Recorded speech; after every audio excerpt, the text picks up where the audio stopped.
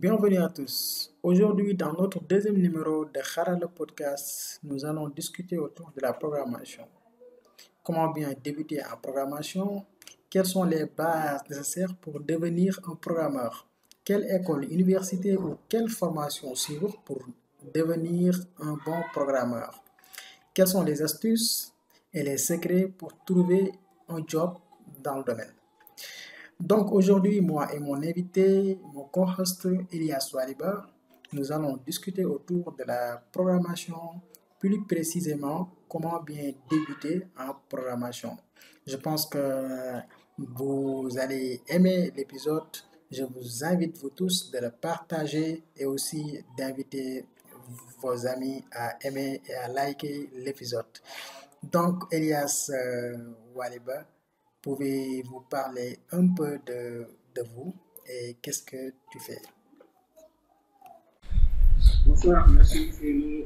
Bonsoir à tous. Donc, moi, je m'appelle Elias Waliba, je suis programmeur à la base et actuellement spécialisé dans les technologies d'intelligence artificielle. Et je suis un peu dans la formation et la vulgarisation aussi de l'intelligence artificielle. Intéressant. Donc, merci Elias Waliba d'avoir répondu à notre appel. C'est très intelligent et c'est gentil. Donc, est-ce que vous pouvez nous parler un peu de l'initiative qu'on voit aujourd'hui, Corona Coder? Qu'est-ce que c'est et comment ça marche? Ah, super. Merci Céline, merci pour cette question. Alors, Corona Coder, c'est un groupe, je dirais, c'est une initiative qu'on a lancée suite à la situation d'urgence qui a été déclarée par le chef de l'État du Sénégal. Donc, parmi les choses en fait qui ont été recommandées, je dirais parmi les mesures qui ont été prises, c'est un couvre-feu à partir de 20h. Il faut savoir qu'avant ça, il avait été déclaré que l'école sénégalaise est fermée pour une durée à définir. Ok, excellent. Et maintenant, nous, on s'est dit, écoutez, s'il y a un couvre-feu, ça veut dire que tout le monde doit être chez lui à partir de 20h. Et vu que les étudiants, ils ne font plus des cours, en tout cas, ils sont plus dans des salles de classe. Pourquoi pas, nous, on va essayer d'exploiter cette horaire-là de 20h à 21h pour essayer de les encadrer, de les mentorer dans le domaine de l'informatique, de la formation, de tout ce qui tourne autour de l'informatique et des nouvelles technologies, chacun dans le domaine dans lequel il est. Et l'idée de Corona Coders est née de ça. Donc, c'est né sur un réseau social Twitter où nous sommes très présents. Et l'idée est simple, c'est que les gens, les tutos, ils posent des questions sur, on peut apporter des réponses. On fait des lives peuvent être sur YouTube ou sur Meetup où on va juste choisir une plateforme qui est accessible à tous et on fait des lives où on explique le concept. S'il y a besoin de faire des live codes, on fait des codes. Si on peut expliquer le concept juste à travers des explications théoriques aussi, on l'apporte. Mais l'idée, c'est vraiment de faire cet échange-là, d'utiliser un peu l'expertise qu'on a pour accompagner nos jeunes frères et sœurs pendant cette période. D'accord. L'idée, c'est d'aider les débutants à commencer à programmer, c'est ça? Le public, c'est les débutants, non? Ou bien même les programmeurs intermédiaires? Ou les seniors? On vise plus les débutants dans le sens où on se dit quand même c'est eux qui ont plus besoin de mentorat parce que la programmation c'est un monde qui n'est pas du tout facile, qui demande beaucoup d'efforts physiques et mentaux. Et donc nous on s'est dit quand c'est un débutant, la programmation c'est un monde qui n'est pas du tout facile, qui demande beaucoup d'efforts physiques et mentaux. Et donc nous on s'est dit quand c'est un débutant, s'il n'a plus la motivation d'aller à l'école, je dirais pas motivation, mais si il ne va pas plus à l'école, il peut être à la maison à faire des Netflix ou bien à être sur les réseaux sociaux en pensant que il est en vacances. Nous on s'est dit ces débutants-là, on peut l'accompagner. Mais Corona Coders, c'est pas seulement pour les débutants parce que parfois on a des questions qui sont des questions avancées dans le domaine de l'informatique. Oui, comme le sujet d'hier. On est tenu de répondre à ces questions si on a une réponse à apporter. Donc ça peut intéresser des débutants, des programmeurs avancés, mais vraiment l'idée de base c'est pour accompagner, mentorer les débutants parce qu'en fait c'est eux qui en ont le plus besoin. Donc par exemple, pour un débutant en programmation, il y a certains qui disent que tu dois apprendre d'abord un langage de programmation ou bien il y a d'autres choses à apprendre avant d'apprendre un langage de programmation? Quelles sont les bases et fondamentaux de la programmation? Qu'est-ce que je dois apprendre en première? Vous êtes d'accord qu'on doit apprendre un langage ou bien d'autres choses? Alors, pour moi, oui, on peut apprendre un langage. Pour moi, c'est pas là où se pose le problème. On peut apprendre un langage parce que si on essaie d'apprendre à programmer sans pourtant apprendre un langage de programmation, eh bien, on peut être trop ancré dans la théorie. Mais tout ce qu'il faut garder à l'esprit, c'est que il y a apprendre un langage, il y a une manière d'apprendre un langage. On n'apprend pas un langage en parcourisant ce langage-là, c'est-à-dire en allant sur Internet, parcourir au bout de code, par exemple. Voici comment un exemple simple, un algorithme pour renverser une chaîne de caractères. Parcouriser en fait la boucle for, c'est comme ça que Ousseynou avait fait sur son site, donc c'est comme ça que je vais faire. Il faut essayer de comprendre l'algorithme. L'essentiel, c'est qu'il puisse exprimer sa réflexion, son algorithme à travers ce langage-là. Donc, encore une fois, on peut apprendre un langage, mais il faut bien définir ce mot apprendre là. Il ne s'agit pas en fait de mémorisation du vocabulaire du langage, mais il s'agit de savoir utiliser ce langage-là pour pouvoir écrire des algorithmes avec ce langage. Bon, est-ce que tu peux nous expliquer un peu quels sont ces algorithmes et comment on les apprend? Parce que l'algorithme, on entend parler de l'algorithme algo. Qu'est-ce que c'est exactement? Alors, un algorithme, c'est simple. Un algorithme, c'est une solution.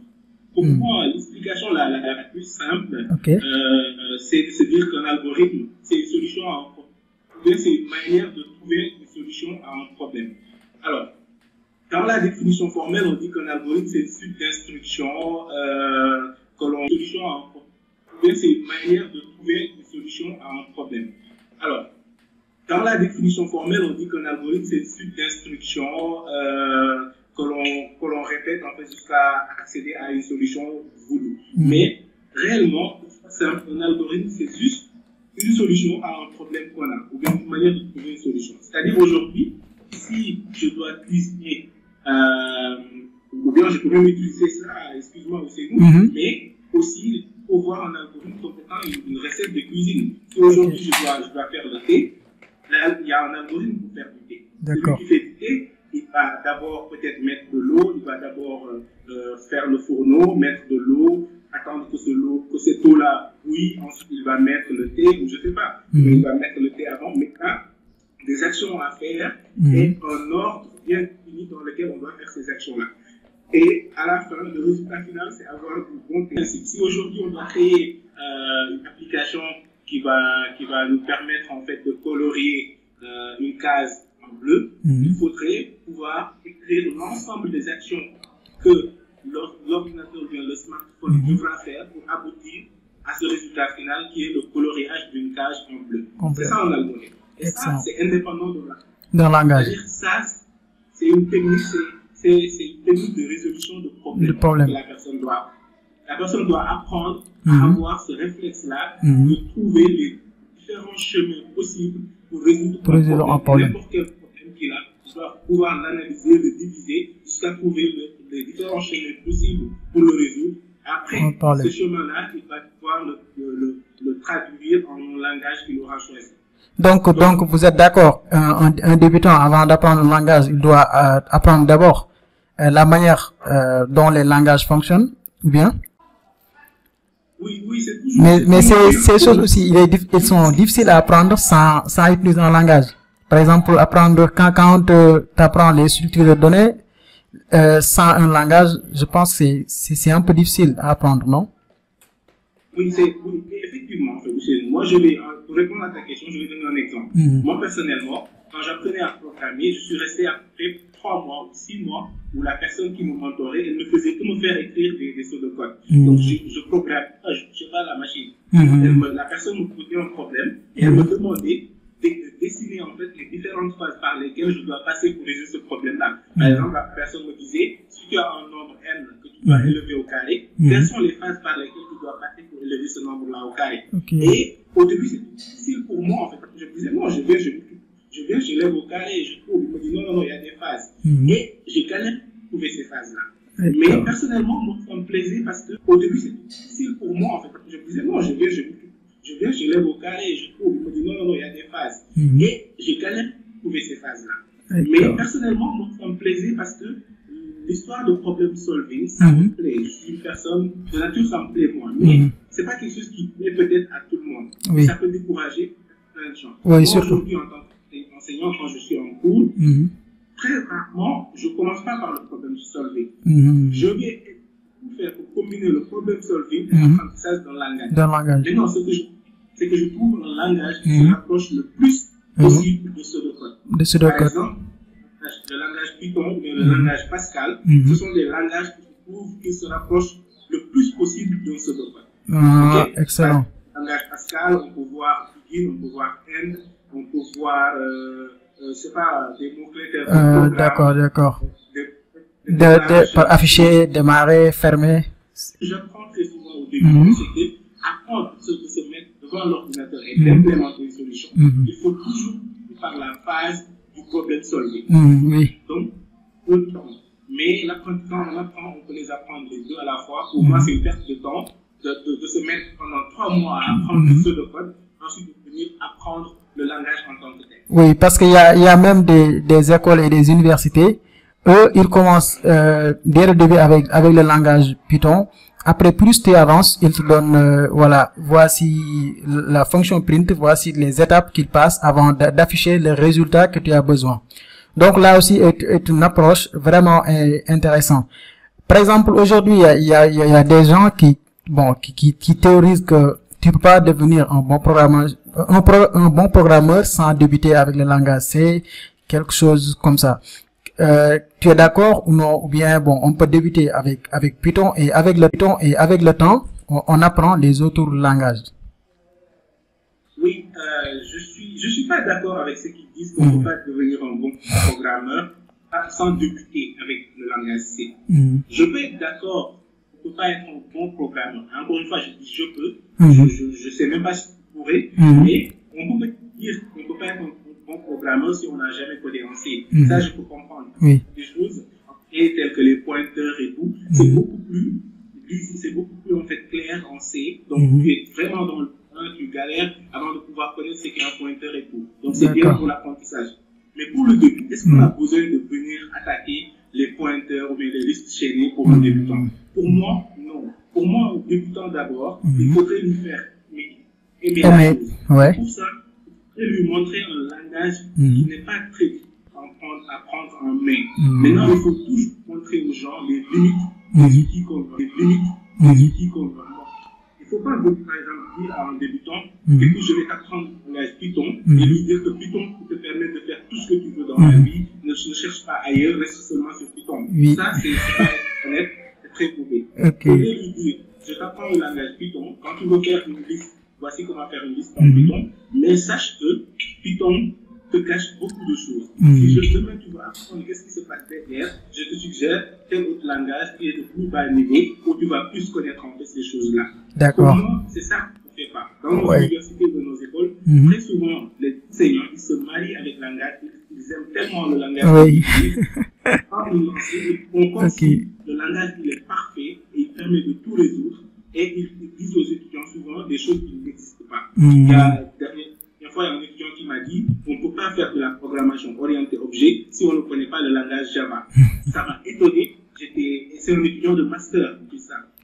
Donc, pour moi, il faut dissocier les choses. Il faut dire aux étudiants clairement le langage, c'est juste un outil et la programmation, c'est carrément, ça ne se limite pas seulement à connaître un langage. C'est plusieurs compétences que tu dois acquérir. Le langage te permet juste d'exprimer ces compétences-là pour l'ordinateur. Comme le langage, c'est simplement un outil qui nous permet de résoudre des problèmes. Donc, comment choisir, par exemple, son premier langage de programmation? Par exemple, il y a plusieurs langages de programmation sur le marché. Donc, comment faire pour choisir son langage de programmation? Quelles sont les astuces que tu nous donnes? Alors, pour moi, pour choisir alors ça, c'est une question qui est très intéressante parce que la question peut être reformulée comme étant est-ce qu'on doit choisir un premier langage de programmation? Comme tu l'as dit tout à l'heure, il faut d'abord, le plus important pour un débutant, c'est cette capacité à résoudre des problèmes, le problem solving. est-ce qu'il va résoudre les problèmes? En gros, tu l'as dit tout à l'heure, il faut d'abord, le plus important pour un débutant, c'est cette capacité à résoudre des problèmes, le problème solvé. Est-ce qu'il va résoudre les problèmes en Wolof, en anglais, ou bien en Pula, ou bien en C++, ou bien en Pascal, ou bien en Java? Ça importe peu. L'essentiel, c'est qu'il développe cette capacité à pouvoir résoudre un problème, à pouvoir écrire, à sortir un algorithme quand on lui met un problème devant lui. Maintenant, une fois qu'il est capable de faire ça, n'importe quel langage de programmation, je dis bien langage de programmation, je ne parle pas de langage de modélisation ou bien de langage de structuration de texte, je parle notamment HTML et CSS. Je dis bien un langage de programmation complet.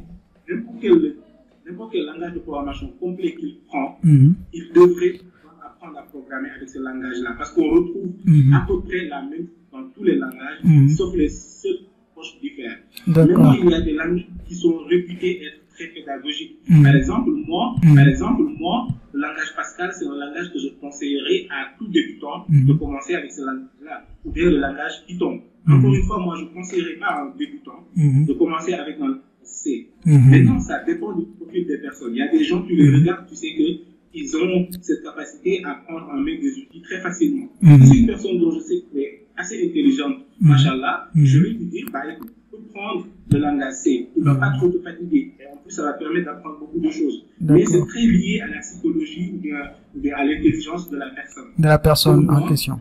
Encore une fois, on ne peut pas généraliser. Python, c'est le seul langage qu'il faut donner aux débutants. On dépend de la personne, mais encore une fois, on ne se focalise pas sur les langages, on se focalise sur le problème solving ability. Et la personne le développe. N'importe quel langage de programmation qu'il utilise, c'est utile pour lui, en fait, pour débuter. Pour débuter. Donc, on peut résumer la première, c'est de choisir un langage facile à prendre en main, histoire de ne pas se perdre. Donc, sur les langages, bon, comme toi, ton approche est de commencer avec Pascal ou bien avec Python. Si tu as un étudiant où tu sais que il est intelligent, il peut commencer avec d'autres langages, tu commences avec C. Donc là, c'est important. Et aussi, il y a d'autres choses. Par exemple, en programmation, on dit programmation. Mais en réalité, ce qu'on fait, il y a différentes, branches ou domaines. Par exemple, aujourd'hui, tu travailles dans l'intelligence artificielle, tout ce qui touche les données aussi. Il y a aussi d'autres personnes qui travaillent, par exemple, sur le développement mobile, développement web. Il y a ceux qui travaillent pour développer des applications desktop. Donc, en étant débutant, comment faire pour choisir un objectif bien précis? Parce que pour développer des applications desktop. Donc, en étant débutant, comment faire pour choisir un objectif bien précis? Parce qu'apprendre sans un objectif, je pense pas que ce sera bénéfique pour l'apprenant. Donc, comment faire pour bien choisir son path? Par exemple, qu'est-ce que je veux devenir? Quel genre de développeur je rêve de devenir? Ok. Alors, ça c'est une excellente question, parce que, en fait, c'est une question qui est aussi très difficile à répondre. Moi, si je prends mon cas, moi, j'ai commencé par le développement web. J'ai fait beaucoup de développement web. Ensuite, j'ai fait un peu de développement mobile pendant à peu près 1 an. Et c'est 2014, quand je faisais du développement mobile, que je voulais faire, en fait, une application qui devait faire des systèmes de recommandation. Et je savais même pas ça s'appelait système de recommandation.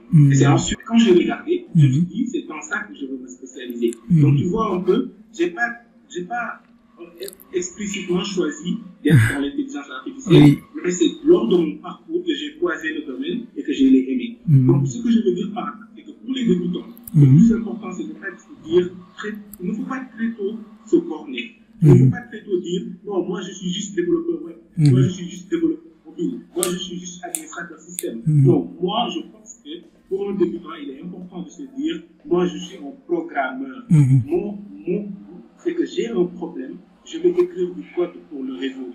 Je vais être très bon dans ça. Je vais tout faire pour être un très très bon programmeur. N'importe quel problème qu'on me soumet, je saurai comment écrire du code pour le résoudre. Maintenant, une fois qu'on atteint en fait un certain niveau, ou bien une fois qu'on a du boulot, très souvent en fait c'est le boulot qui définit en fait où est-ce que tu te diriges ou bien la passion. Oui. je peux dire, franchement, rester là à développer des sites internet tous les jours, j'en ai beaucoup fait. Je vais essayer de tenter autre chose. Ou bien, côtoie un environnement où on fait beaucoup ce domaine-là, par exemple le développement web, mais l'intelligence artificielle, où on finit par être capté par le domaine. Ou bien, on a un stage dans une entreprise, ou bien un emploi dans une entreprise, et l'employeur te recrute pour une certaine tâche. Par exemple, développement le site de mon entreprise. Tu développes le site, ensuite tu as fait des projets en développement web, et tu finis par tomber au-dessus de ça. Mais il faut savoir, dès l'instant qu'on est programmeur, il est facile de pivoter. Aujourd'hui, chez toi qui est un grand développeur web et mobile, tu peux facilement pivoter et venir dans l'intelligence artificielle. D'accord. Donc l'essentiel, c'est les bases. Parce que tu sais très bien programmer. Encore une fois, ce qui te facilite ce pivotement-là, c'est parce que tu sais programmer. Donc le plus important, c'est d'apprendre à être un très très bon, très bien programmé. Encore une fois, ce qui te facilite ce pivotement-là, c'est parce que tu sais programmer. Donc le plus important, c'est d'apprendre à être un très très bon programmeur. Et ensuite, le choix du domaine dans lequel on va être, il est plutôt implicite. Et encore une fois, moi je suis développeur en intelligence artificielle, mais très souvent, il m'arrive de développer des sites internet pour déployer les modules de machine learning que j'ai fait. Donc, il m'arrive plus du code Flash que du code Angular, il m'arrive de faire des sites internet. Oui, c'est intéressant. Donc, le plus important, c'est de devenir un programmeur. Après, tu pourras, choisir ce que tu veux faire ou bien l'entreprise que tu travailles. Par exemple, si je travaille dans une entreprise qui fait, par exemple, qui crée des applications web. Donc, moi, en ce moment-là, je veux dire que je suis un développeur web. En même temps, voilà, ça ne m'empêche pas d'apprendre d'autres choses. Par exemple, du développement, mobile. Donc, là, par exemple, on a défini notre objectif.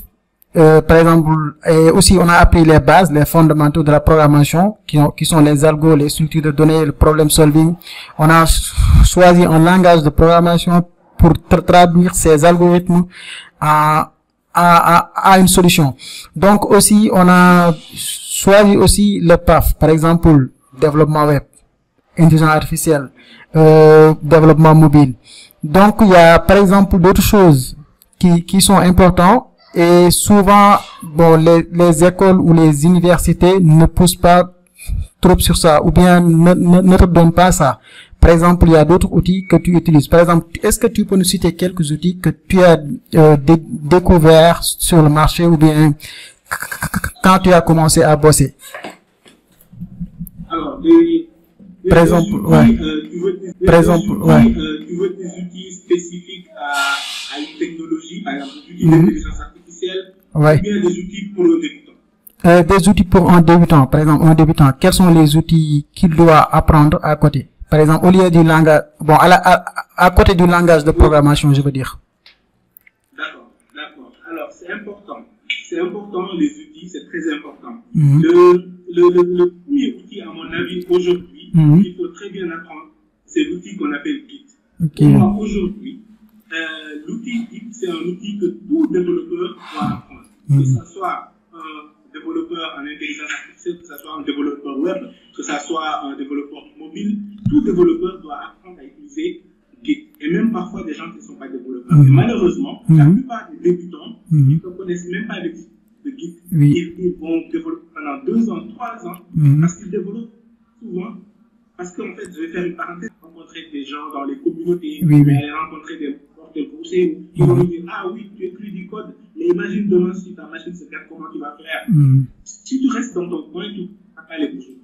Et à mon avis, moi, à chaque fois que je rentre dans une salle de classe, je demande d'abord aux étudiants, est-ce que vous connaissez Git? Ils ne connaissent pas. Je prends 2 ou 3 sessions où je leur enseigne que Git. Et ça, n'importe quel domaine dans lequel je suis, que ce soit l'intelligence artificielle ou le développement web. Pour moi, donc, Git, c'est un excellent outil que tout développeur doit connaître. Après, à côté de ça, il faut aussi pouvoir exploiter Internet. Alors, ça peut être un peu aberrant de tout ça, parce que les gens vont se dire, ah, mais moi, je sais exploiter Internet, je sais aller sur Google, je sais aller sur Twitter, mais c'est pas ça. Il faut connaître, en fait, les endroits où un développeur doit se retrouver quand il a un problème. Parce que sachez-le, un développeur, il aura toujours des problèmes avec son code. Que ce soit le développeur de Google qui est ici, c'est la même chose, on aura les mêmes types de problèmes, on aura des bugs. Et dans ce cas, il y a des endroits tels que les forums, tels que l'exploitation de documentation dans le langage. Quand on apprend le langage, connaître sa documentation, pouvoir exploiter une documentation, pouvoir exploiter des réponses dans des forums tels que Stack Overflow. Quand je dis exploiter des réponses telles que Stack Overflow, ce n'est pas venir copier le code et le coller, même si tous nous le faisons malheureusement, ce n'est pas une très bonne chose. Il faudrait pouvoir comprendre le code des autres. Et aussi, développer cette capacité de lecture de code. Il faut forcer son esprit à être passionné de lire du code. Il faut très souvent aller sur des plateformes telles que GitHub ou GitLab pour lire les codes des gens qui sont un peu plus avancés que toi en développement, pour lire leur code, savoir comment ils agencent leur code. Aussi, il y a une pattern, il faut pouvoir les design patterns, c'est important pour un développeur débutant de les connaître. D'accord. Les paradigmes de programmation, il faut au minimum connaître 2 paradigmes pour un développeur débutant de les connaître. D'accord. Les paradigmes de programmation, il faut au minimum connaître 2 paradigmes de programmation. La programmation orientée objet, la programmation fonctionnelle.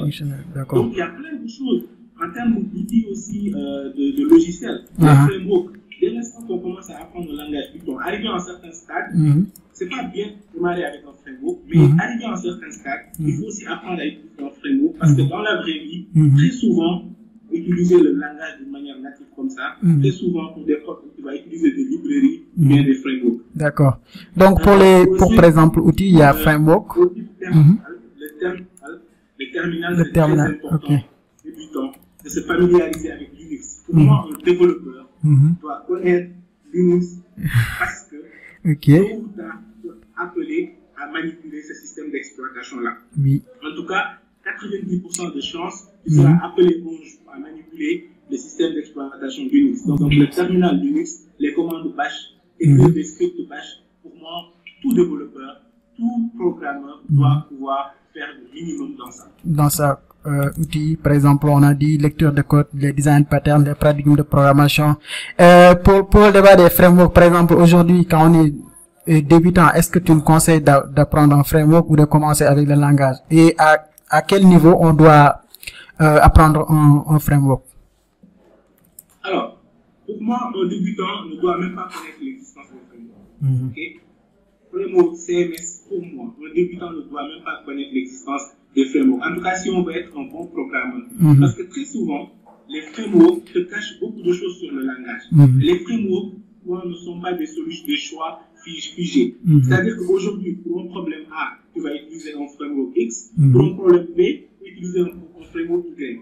Donc, si toi, tu te focalises sur l'apprentissage d'un framework X, tu vas apprendre un autre framework. Donc, le plus important, c'est de connaître le langage de ce framework-là, c'est-à-dire Python. Une fois que tu connais le langage du framework, demain, si tu veux faire Internet avec Django, tu vas juste apprendre l'architecture de Django, comment Django fonctionne, comment Django fait telle chose. Mais si tu vois par exemple la ligne classe, modèle, entre parenthèses, ou de classe, personne, entre parenthèses, hérite de modèle du point, tu ne vas pas te dire, mais ce entre parenthèses modèle-là, il vient d'où? Parce que tu sais que l'usage en Python, tu l'auras déjà appris. Donc, ça, ce sont des choses qu'il faut très très bien connaître. Encore une fois, les frameworks, tu peux être un excellent programmeur, avoir 20 ans d'expérience sans jamais toucher de framework. Les frameworks ne sont pas une obligation, c'est juste des outils qui sont là pour nous faciliter la vie et nous permettre de faire les choses d'une manière harmonisée et bien faite. D'accord. Mais encore une fois, pour un débutant, il faut éviter de beaucoup les choses d'une manière harmonisée et bien faite. D'accord. Mais encore une fois, pour un débutant, il faut éviter de beaucoup être marié aux outils. Le minimum d'outils possible te permet de te concentrer sur le problème parce qu'au final, c'est ça qui est important. Oui, parce que même il y a certains débutants qui disent que bon, moi j'apprends seulement ce langage parce que ce langage me permet de faire tout ce que je veux. Est-ce que tu conseilles quelqu'un, bon, un développeur, de se marier avec un langage et de se limiter seulement avec un seul langage au lieu d'exploiter les autres pour voir les différences, aussi pour voir d'autres manières de coder, d'autres syntaxes, etc.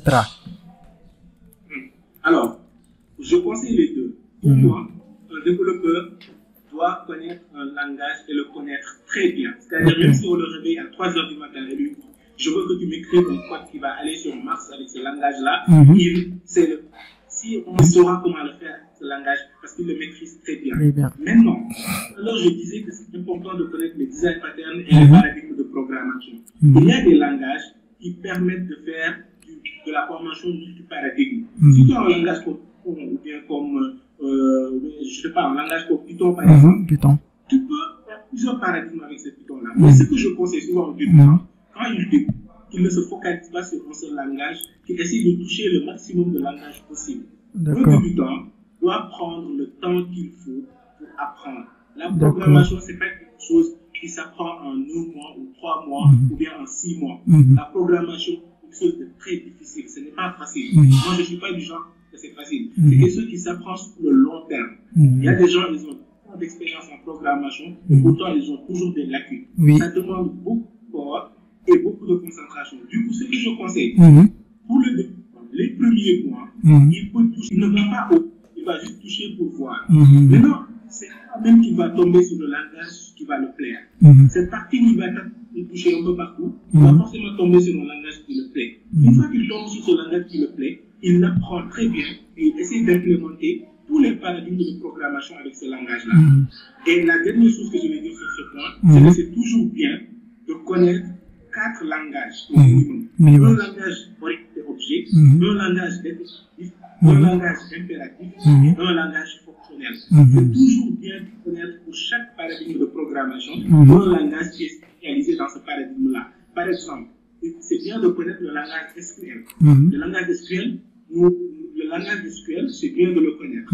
Le langage C, c'est bien de le connaître. Le langage Java, c'est bien de le connaître. Le langage Haskell, c'est bien de le connaître. Parce que ces 4 langages permettent de faire très bien les 4 paradigmes de programmation. Le langage Haskell, c'est bien de le connaître. Parce que ces 4 langages permettent de faire très bien les 4 paradigmes de programmation. Ce sont la programmation impérative, la programmation fonctionnelle, la programmation déclarative et la programmation orientée objet. Procédure. Ok. Voilà. D'accord. Donc, encore une fois, ce sont ces aspects qui sont intéressants d'apprendre. C'est pas le langage en tant que tel. Donc, c'est des concepts qui sont plus importants que le langage. Donc, par exemple, aujourd'hui, bon, je veux dire, moi, je veux devenir un développeur. Bon, j'ai un objectif bien précis. Donc, quelle est la formation? Par exemple, je dois aller à une école de formation, université, ou les bootcamps, ou les cours en ligne. Comment faire, par exemple, pour identifier les écoles qui peuvent me former sur mon objectif, oui, sur la programmation? Alors, il n'y a pas une règle générale. Ça dépend plutôt du profil de la personne. À mon avis, c'est pas toi qu'est-ce que t'en... Je pense que ça dépend plutôt du profil de la personne. Il y a des gens, ils sont plus à l'aise avec rester dans leur coin et lire des livres. Il y a des gens qui sont plus à l'aise avec être dans une classe et avec quelqu'un qui les enseigne. Il y a d'autres qui sont plus à l'aise avec ouvrir YouTube et apprendre en ligne. Il y a des gens qui ne peuvent pas du tout apprendre en ligne parce qu'ils ne seront pas concentrés. Il y en a d'autres, tant qu'ils n'ont pas quelqu'un qui est là pour les booster, ils ne vont jamais être concentrés sur l'essentiel. Sur l'essentiel. Donc, pour moi, la meilleure manière de se former, c'est d'identifier dans quelle catégorie déjà on est. Ok, d'accord. Maintenant, il y a plusieurs ressources pour se former. Il y a les livres, il y a les tutoriels, il y a les cours en ligne, il y a la formation académique, aller à l'université, s'inscrire dans une formation informatique et faire la formation académique, Il y a aussi les bootcamps, il y a plein de manières de se former. Bon, en tout cas, moi, personnellement, je préfère tout ce qui est les livres, les e-learning et les bootcamps extra. Parce que moi, personnellement, rester à l'école juste pour apprendre à programmer, souvent c'est un peu difficile. Voilà. Parce qu'il y a des gens vraiment, souvent le formateur n'est pas à la hauteur. Souvent, bon, il n'y a pas la motivation parce qu'ils t'apprennent des choses dépassées ou des choses vraiment qui te serviront jamais. Donc, bon, personnellement, moi, je préfère tout ce qui est le bootcamp et le e-learning. Je connais pas toi, quelle est ta préférence et pourquoi? Alors, moi, je pense que les deux sont bien. chaque manière a ses avantages et ses inconvénients. Oui. Mais ce que je voulais dire avant, c'est que la personne doit d'abord avoir la passion. Une personne qui n'a doit d'abord avoir la passion. Une personne qui n'a pas de passion dans ce qu'elle fait, si la programmation ne te passionne pas, il n'y a aucun moyen qui va te permettre de te former. Donc la première chose, c'est de s'assurer qu'on a la passion, qu'on a envie d'apprendre. Une fois qu'on a envie d'apprendre, l'école, ce que l'école te donne, l'école te donne en fait une directive. L'école n'est pas faite pour t'apprendre à programmer. L'école est faite pour t'apprendre à apprendre à programmer. C'est important. Un professeur qui est en classe, il ne peut pas t'apprendre tout ce qu'il faut apprendre en programmation. Tout ce qu'il peut, c'est recommander des manières de faire, des bonnes pratiques. Et la formation académique, pour moi, elle est très importante dans le cursus de quelqu'un, parce que, quoi qu'on puisse dire, aujourd'hui, à moins que la personne soit extrêmement fort en programmation et qu'elle fasse beaucoup de projets, si tu n'as pas de diplôme, les entreprises ne te recrutent pas. Et aujourd'hui, chacun d'entre nous, quand tu exerces un métier, tu veux quand même vivre de ce métier-là. Et vivre de son métier, c'est d'être recruté et d'avoir un salaire. Après, quelqu'un peut avoir son propre entreprise et il gagne de l'argent. Ce n'est pas donné à tout le monde. À tout le monde, oui. Donc, la formation académique, elle te permet d'avoir des diplômes. Les diplômes, c'est très important. Maintenant, ce qu'il faut savoir, cette formation ne suffit pas. À elle seule, elle ne suffit pas. Tu fais la formation académique pour avoir les diplômes, et à côté de ça, tu fais le bootcamp, tu fais le tutorat, comme Hussein nous l'a dit tout à l'heure, pour pouvoir avoir une notion que tu veux. Donc les deux, c'est bon. Le livre tutoriel, c'est à l'étudiant, c'est à l'apprenant lui de choisir ce qu'il va apprendre. D'accord. À l'école, tu ne choisis pas. Donc, pour moi, il est important de dissocier ces deux. L'école, c'est fait pour préparer un peu son avenir, et les bootcamps pour gagner pour avoir des compétences. Et de l'expérience. C'est dans les bootcamps qu'on peut avoir des compétences. Et aussi, il ne faut pas développer ce syndrome où la personne, le programmeur, il est timide. Il ne faut pas développer ce syndrome où la personne, le programmeur, il est timide, il reste dans son coin. Non. Il faut aller dans les rencontres, dans les meet-ups, dans les communautés, tisser des liens avec des gens, pouvoir discuter avec eux, échanger avec eux sur tes faiblesses et apprendre d'eux aussi. Parce que la programmation, ce n'est pas seulement être devant sa machine et taper du code. C'est un travail de collaboration. On a dépassé l'âge où il y a quelqu'un qui est dans sa chambre noire et il change le monde. Actuellement, on est dans un monde du open source où tout ce que tu veux faire, tu dois utiliser beaucoup de réseaux, tu dois interagir avec d'autres personnes en ligne. Donc il faut vraiment éviter de se dire non, moi je suis un petit hacker, je vais mettre mon outil, je vais mettre dans ma chambre, je comprends exactement ce que tu veux dire. Donc là, par exemple, bon, on a déjà choisi une école ou une université ou bootcamp. L'essentiel, c'est d'apprendre à apprendre comment programmer et de savoir citer quelques sites ou plateformes où on peut aller pour apprendre la programmation en ligne, sur Internet. Parce que les écoles, tout le monde les connaissent. La première plateforme que je vais citer, c'est Harala. Pour moi, Harala, c'est une plateforme où on peut apprendre la programmation. Il y a du contenu pour tous les niveaux, débutants, intermédiaires, experts. Et aussi, si tu es sénégalais, c'est une plateforme qui te permet d'apprendre à programmer en Wolof ou bien en Wolof pour le moment. Je pense qu'il y a aussi des contenus en français. Sinon, il y a des... Oui, continue. Merci pour l'honneur. Donc, Harala, oui, d'accord. On a noté ça. On va le mettre sur les notes. Mais d'une manière générale, c'est plus les sites qui offrent des formations en ligne. Je ne sais pas si le site existe jusqu'à présent. Il y avait un gars français qui s'appelait Graphica. Ah oui, il existe toujours, oui. Excellent, qui est excellent en enseignement de la programmation, surtout pour le développement web. Si vous voulez vous former en développement, je pense que Graphica, je ne sais plus, ça fait 2 ans ou 3 ans que je suis pas allé sur son site. Mais en tout cas, dans les années 2016-2017, il faisait du contenu qui est excellent. Il est excellent. Et il a une approche d'enseignement qui est très pédagogique. Donc, pour Graphica aussi, c'est partie des rares ressources français qui peuvent te permettre d'apprendre à programmer en français. Maintenant, il y a plusieurs sites, on peut écouter tous les sites. Il y a des sites tels que Code Academy, il y a des sites tels que FreeCode. Alors, FreeCode Camp aussi, c'est un site qui est extraordinaire sur lequel tu peux faire des certifications, faire des bootcamps. Il y a plein de contenus sur ce site-là. Et aussi, moi, il y a mes préférences, ce sont les livres. Si vous préférez les livres, moi j'aime bien le livre de Claude Delanoë, surtout son livre Introduction à la programmation et au langage Pascal. Le langage Ce Pascal, livre de d'accord. Claude Delanoë, moi, je l'ai croisé en 2008, je pense, si je ne me trompe pas. Et ce livre, quand je l'ai Pascal. Le langage Ce Pascal, livre de d'accord. Claude Delanoë, moi, je l'ai croisé en 2008, je pense, si je ne me trompe pas. Et ce livre, quand je l'ai croisé, j'ai photocopié en entier. Alors, j'ai honte de le dire ici, mais j'ai photocopié parce que j'avais pas assez d'argent. Oui, c'est normal. J'ai photocopié en entier et je me suis enfermé pendant 3 mois avec ce livre pour reprendre tous les exercices dans ce livre. Oui. Pour moi, c'est le meilleur livre débuté en programmation. Je pense qu'il s'appelle Apprendre à programmer avec le langage Pascal. Avec le langage Pascal. On va noter ça aussi. Il y a aussi une version Apprendre à programmer avec le langage C, avec le langage Java, il y en a plein. Moi, je suggère le site, celui de Apprendre à programmer avec le langage Pascal. Après, il faut aussi apprendre. Pour moi, il faut avoir un mentor. Que ce soit un mentor en ligne ou un mentor physique, il faut aller voir un mentor qui va t'aider sur les exercices, mais qui va te conduire aussi. Et une dernière chose, ce sont les podcasts. Pour moi, les podcasts, ça permet de te donner de la passion. Les podcasts, il y en a plein. Si tu as un smartphone, tu peux installer une application Google Podcast, par exemple, sur ton Android, ou bien une application podcast sur iPhone, Apple. ou bien aller sur le site podcast et écouter les podcasts. Parce que les podcasts, souvent, tu écoutes des gens qui sont des experts dans leur domaine et ils disent comment ils ont débuté. Comment ils ont débuté, et toi, tu as su. Et ça, c'est pour de la passion. Parce qu'ils ont montré qu'ils avaient les mêmes problèmes que toi quand tu étais débutant. Et surtout. la dernière chose, c'est GitHub, lire du code.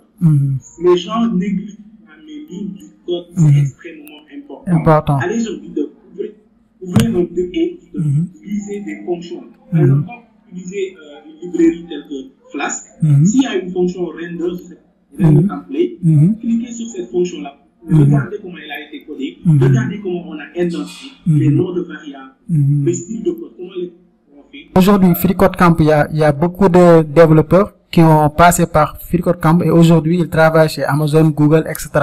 Ils n'ont aucun diplôme ou un cursus académique purement informatique. Pour les podcasts aussi, c'est important. Par exemple, le podcast de FreeCodeCamp, il invite des gens, par exemple un mécanicien ou un boutiquier qui est actuellement recruté dans une boîte en tant que développeur informatique ou en tant que programmeur. Donc les podcasts c'est important. Je pense que la dernière partie c'est par exemple quelles sont tes astuces et pour aider un débutant de trouver un stage ou un job, parce que c'est difficile un peu de terminer ses études ou bien de préparer son master et il n'a pas encore un stage. Donc quelles sont tes astuces et recommandations? Merci pour cette question. Préparer son master et il n'a pas encore un stage. Donc quelles sont tes astuces et recommandations? Merci pour cette question parce que moi j'avais complètement oublié cet aspect-là et c'est très important. Alors, les astuces simples.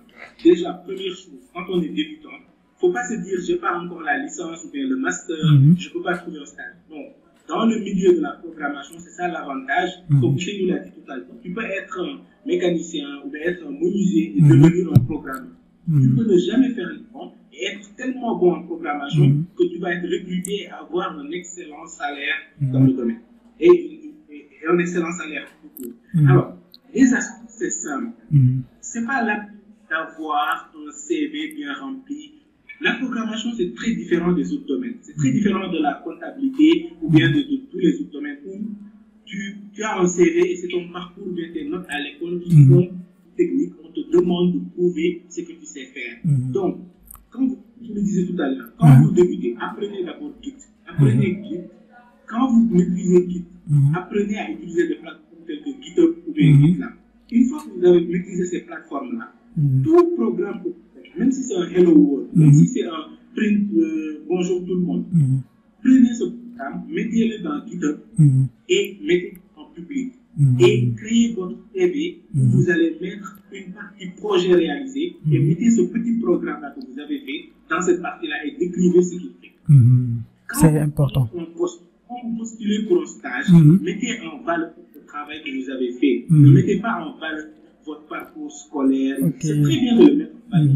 Mais lisez plus sur le travail qui est fait. Moi, aujourd'hui, fais passer des entretiens à des gens, mais quand j'ai un CV devant moi, je regarde une section projet et réalisation. Oui. Si je ne trouve pas cette section-là, je mets le CV en attendant de trouver un autre CV. Un autre CV. Et je sais qu'il y a beaucoup de gens, c'est ce qu'ils font. Moi, il y a parfois, j'appelle quelqu'un en entretien alors que je ne sais même pas quel diplôme il a. Je ne regarde même pas le diplôme qu'il a.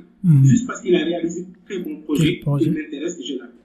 D'accord. Les projets, faites beaucoup de projets. Imaginez un truc, faites un projet. Ne vous dites pas que ce projet-là, il n'a pas un avenir commercial, je ne saurais pas comment le vendre, donc je ne le ferai pas. Faites n'importe quel projet. Codez tout ce que vous pensez, codez-le. Codez-le sur GitHub. Ça peut intéresser quelqu'un un jour. Donc, l'essentiel, c'est de faire des projets. Bon, je vais t'appuyer aussi. Par exemple, moi, bon, le premier job que j'ai même pas un stage. Je présentais mon portfolio parce que je le faisais, je pense, en Python, JavaScript. Après, bon, je l'ai hébergé gratuitement sur Heroku. Une fois le gars, il a vu ça, il m'a dit, bon, demain, tu pourras venir et commencer. Et aujourd'hui, tu trouves des hébergements gratuits, des sites qui te permettent d'héberger votre portfolio. Donc, moi, je vous recommande fortement d'avoir un portfolio. Un portfolio, tout simplement, c'est un CV en ligne codé à un langage de programmation. Donc, il faut faire des projets, avoir un compte GitHub, mettre les projets en public, donc avoir un portfolio. Je pense que Elias, si tu n'as pas quelque chose à ajouter, on peut terminer en beauté en vous remerciant. Merci encore une fois, merci d'avoir répondu à notre invité. Je pense qu'on va faire d'autres podcasts ensemble parce que ça a été très intéressant. Je vais laisser les internautes de commenter, de dire ce qu'ils pensent. Donc je pense que c'est bon. Tu as quelque chose à ajouter, un mot de la fin? Non, à part te remercier pour cet excellent sujet qu'on a choisi aujourd'hui au Facebook. Je trouve que c'était là-dessus. Merci beaucoup et j'encourage vraiment les gens à s'orienter vers les métiers du numérique, surtout la programmation, parce que le monde s'oriente vers ça et dites-vous que c'est très accessible, c'est accessible à tout le monde. Moi, j'ai mon petit frère de 12 ans, je suis en train de le former dans la programmation et actuellement, il parvient à faire de petites choses qui sont très intéressantes. Donc voilà, partagez au maximum, je parle aux gens qui ont un niveau un peu avancé, partagez au maximum vos expériences avec les gens, aidez, participez d'une manière bénévole à l'éducation de vos jeunes frères et jeunes sœurs, et les jeunes qui veulent apprendre, rapprochez-vous des gens, n'ayez pas honte, ne mettez pas votre ego en avant, soyez simple et acceptez d'être mentoré, vous allez faire gagner dans ça. D'accord. Merci beaucoup. Donc, dernière question, où on peut te trouver en ligne? Alors, je suis très actif sur Twitter. Je suis même trop actif sur Twitter. Donc, je suis très actif sur Twitter. Je suis même trop actif sur Twitter. Donc, on peut me retrouver en ligne un peu partout. D'accord. Sur Twitter et sur GitHub et sur LinkedIn. Et mon pseudonyme, c'est toujours Elias Waliba.